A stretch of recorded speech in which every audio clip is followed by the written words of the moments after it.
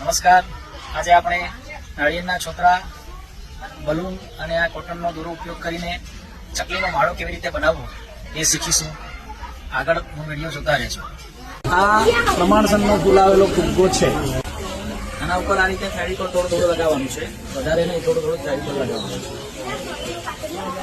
શરૂઆતમાં ત્યારે ફેવિકોલની જરૂરિયાત પડશે, પછી નહીં.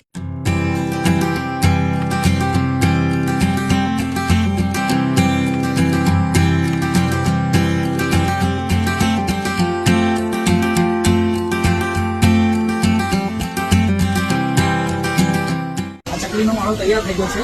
આની અંદર ફુગ્ગો તો એને તોડી નાખ્યો છે અને અહીંયા હોલ કર્યો છે. આ હોલ એટલે ચકલીનો માળો તૈયાર. હવે ચકલી અહીંયા બેસી, અહીંયા એક આવી દોરી મજબૂત બાંધી દેવાની. આ રીતે દોરી બાંધી પછી તમારે જ્યાં ચકલીઓને બેસવા. આ ચકલીનો માળો બની ગયો છે. હવે અમે ચકલીના માળાને ઝાડીની નીચે લટકાવીશું. આમાં નાળિયેરના છોતરા, એક ફુગ્ગો અને આ એક સુતરાનો દોરો અને આ દોરી, આટલી વસ્તુનો ઉપયોગ થયો છે. આ માળો થયો છે ચકલીનો તૈયાર. હવે એમાં ચકલી બેસશે એ પણ અમે તમને બતાવીશું. ધન્યવાદ.